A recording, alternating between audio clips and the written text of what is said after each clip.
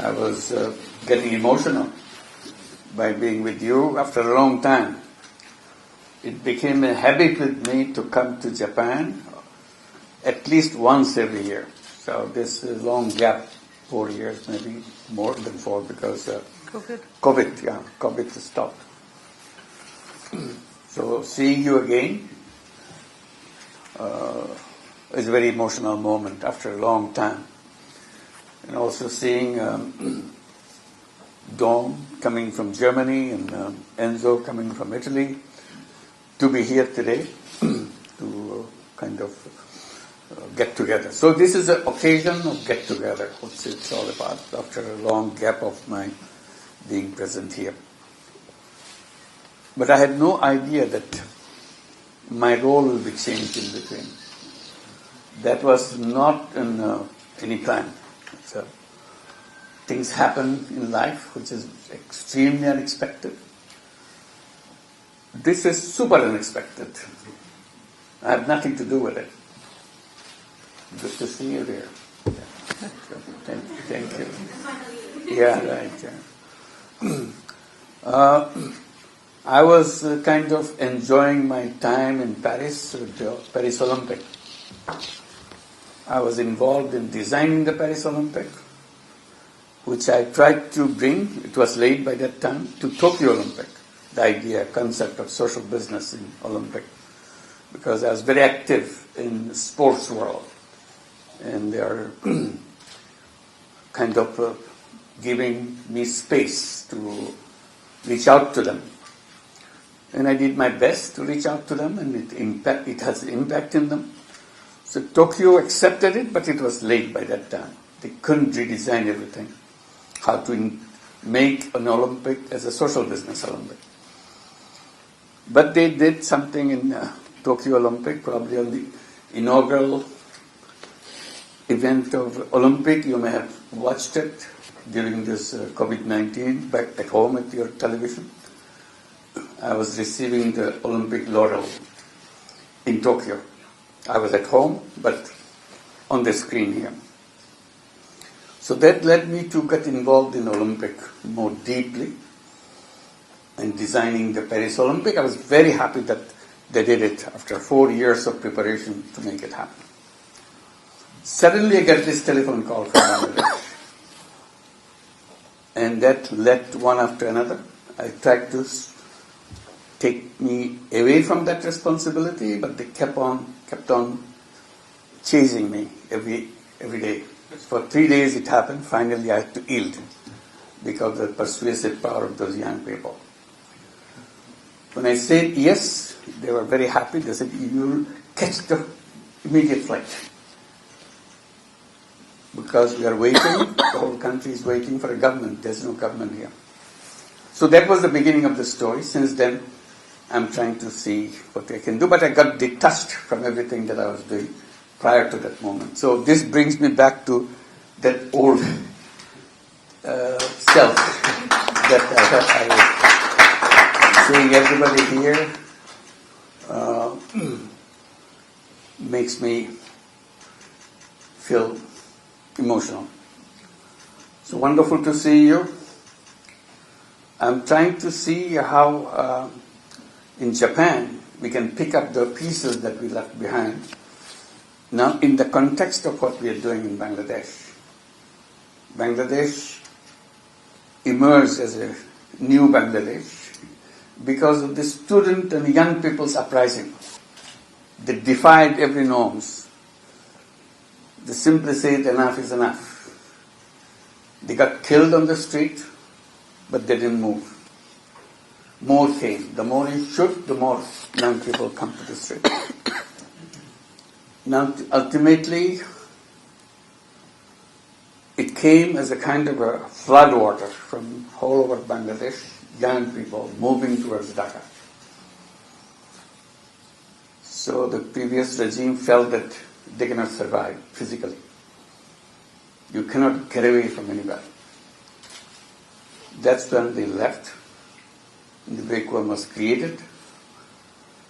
And the students declared that they will create a new Bangladesh. So that's image of New Bangladesh. They tried to express it in many ways. I was given the task of translating that into reality. It's a difficult task. Not everybody agrees on everything, which is natural. But amazing to see that that caught the imagination of the people of the country. So when I took the responsibility, I don't think there's one voice in the whole country, one, which disagreed. Unified voice. So there's a tremendous kind of power, having the whole country agreeing on everything. So that was the journey. And it was a devastated country, not just after a war situation, you're a devastated country. It's not like that. It's not physical devastation. It's devastation in every single way. In terms of administration, in terms of economics, in terms of banking, in terms of international businesses and so on. Everything collapsed. And a huge, huge crisis, gaps. Money is stolen and billions of dollars taken away. Not overnight, over a period of time. Very easily, very friendly way they took away everything. Banks became empty. You don't know where to begin. You scratch your head. What do you do now? Nothing works. It's 15 years of devastation. 15 years of misrule. 15 years of people disappearing. You don't know where they went. You couldn't find out. Still we don't find out, many. And horrible, horrible kind of actions taken. So you come from those memories and try to build new memories, that we have to get rid of those and create something new. That's the task. So 10th month now that we are going through this, we feel that we have come a long way. Banks are functioning. We are paying back our dues to the people who have payments to receive from internationals, because the copper was empty. So that's where we are right now. So feeling a little bit easier. We can now breathe a little bit. We have been given 3 tasks. Most important was reform. Everything that was done before was wrong. So you really build a new nation out of the devastations of the past. And the second one is a trial of the people who are responsible for this. It's a very difficult task to pick up all the evidences and make it a real legislative action. Hard time. Same people who used to be yesterday, still there, same chair, same people. But they are doing the wrong thing yesterday, now they're saying, no, we are not the one.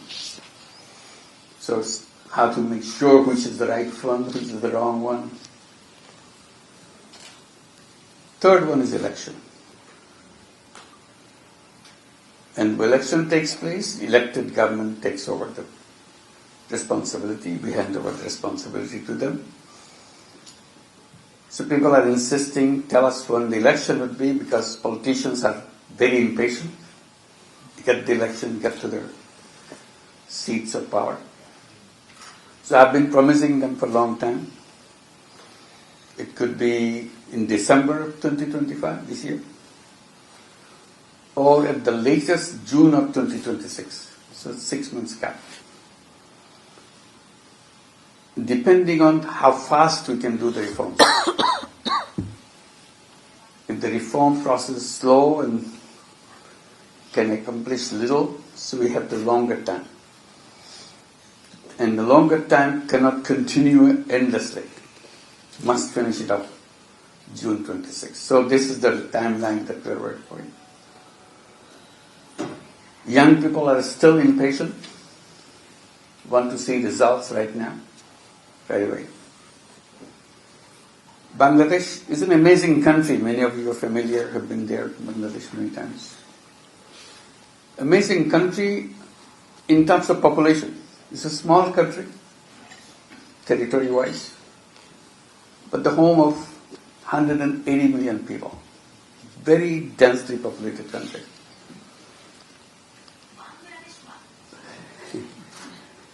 So it's not only that it's densely populated, it's a very young population. Half the population of 180 million, half of 180 million is under the age of 27 years. Imagine that. By the time you go to 50, you almost exhaust the population. Very few beyond 50. That's the average in Japan. Pardon me? Average in Japan is 49. Yeah. So that's the kind of country you got. Very young population. And that creates another dimension. Because they have access to technology. Everybody has a phone. Everybody has connection, internet connectivity. They know the whole world. Whether you are illiterate, whether you are a village woman, whether you are a village girl, village boy, you know what's happening. And everybody's talking, everybody's messaging. So their ambition level goes up and up and up. And that's amazing that they can do things. And we have not been able to provide all those facilities because previous governments were not interested in making them happy. They were busy making themselves happy. Stealing money everywhere. So how to bring this to the picture? When I was told as I was coming that Japan is taking a lot of young people to come here to work, I said, this is one opportunity, let's take it. So this is one of the things we'll be discussing in our official discussion. How to send those young people to come to Japan. You need people, we have people. We are the reservoir of young people everywhere. And that benefits Bangladesh in two ways.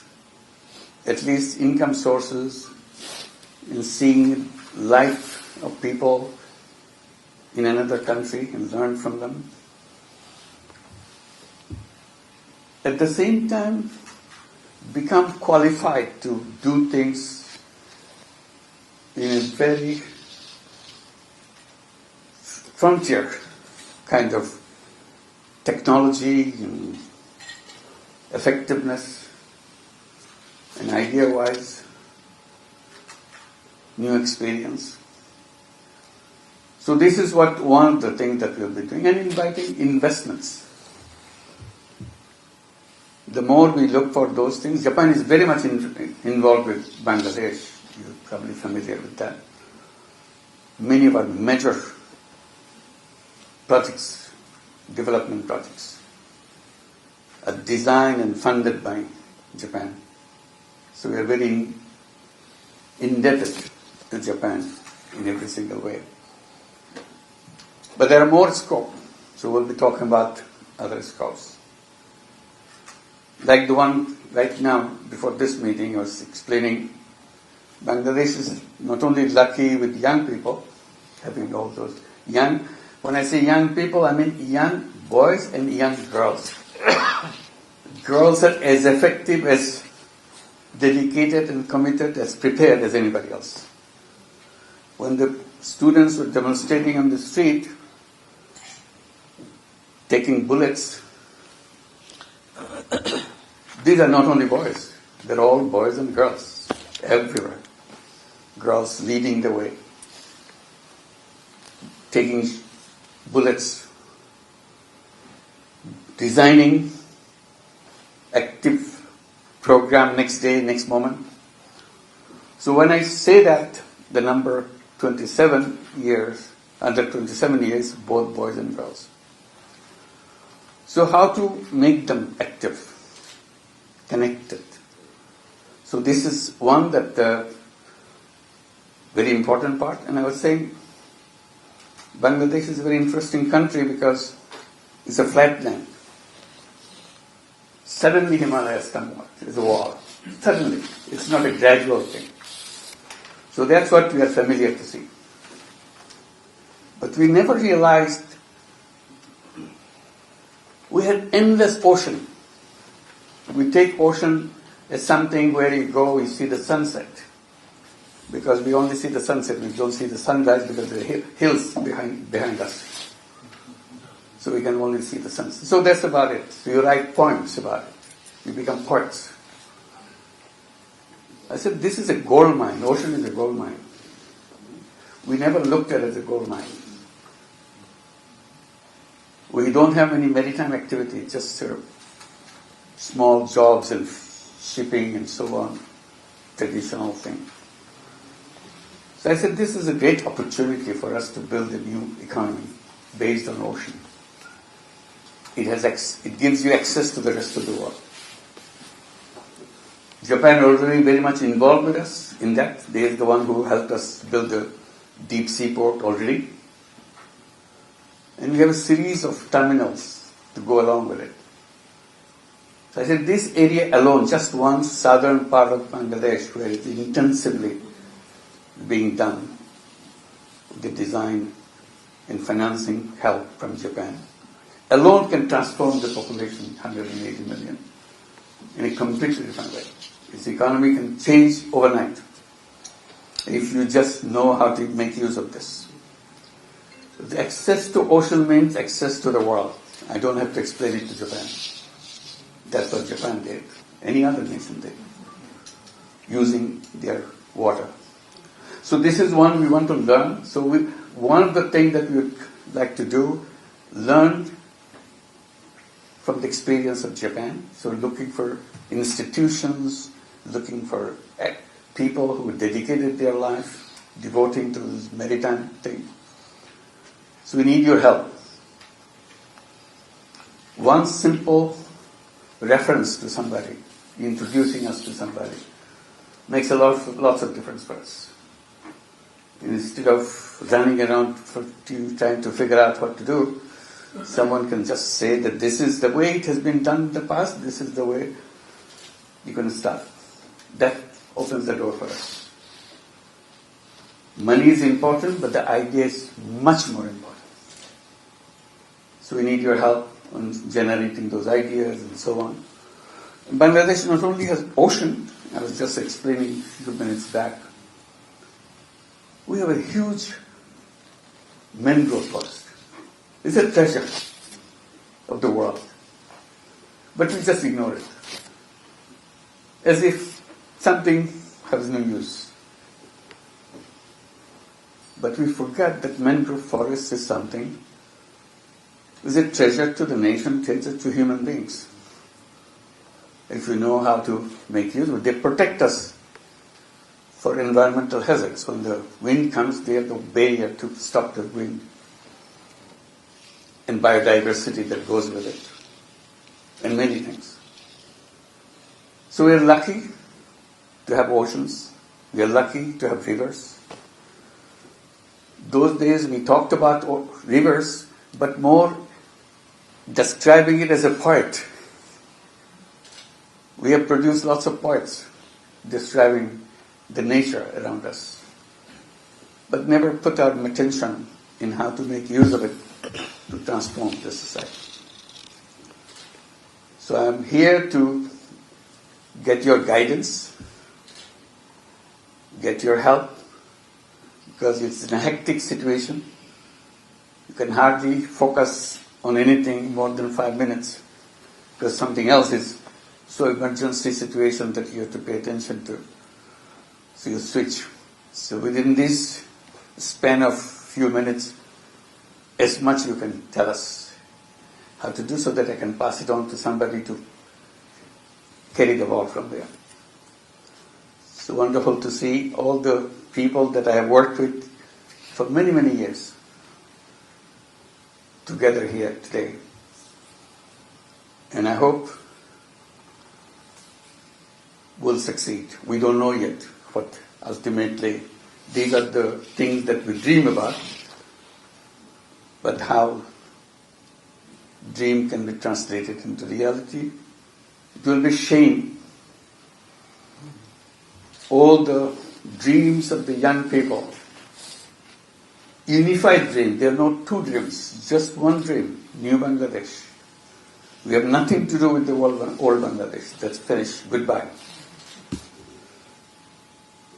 And they have outline of this New Bangladesh. They speak it out in every occasion. Now catch those words, catch those imagination, translate it into real action to see that happen. And happen fast. Not 20 years later, 10 years later, right now, you want to see the result. So that's a challenge. And I feel that yes, beginning can be done. Of course it can be done. It's so obvious. Nobody can deny what young people are asking for. Simply translate it, get the right idea, right institutional framework, right policies, and make it happen. So a lot of dedicated people are working very hard to make that happen. And we need your support. You are the one from us, from far, giving us connections, ideas, saying things that this can be done in this way. Feel free completely. We are open. And I hope I could spend more time talking to you individually to further all the things that we have on our dashboard. Where to go, how to go, and all that. So I hope we can have open discussions, open comments, questions, and see we can, from now on, all of us become part of the same team. Opportunity has come. It's not only opportunity for Bangladesh, it's opportunity for the whole world. How to use the aspirations of young people and translate it very quickly into real thing. So let's not miss this opportunity. Because if you miss it, it may not come in hundreds of years. It's very difficult to recreate that moment, the spirit of that moment, aspiration of that moment. So we have that now. So we need a total mobilization, all the resources that we have around us. Thank you very much for giving this opportunity. Thank you.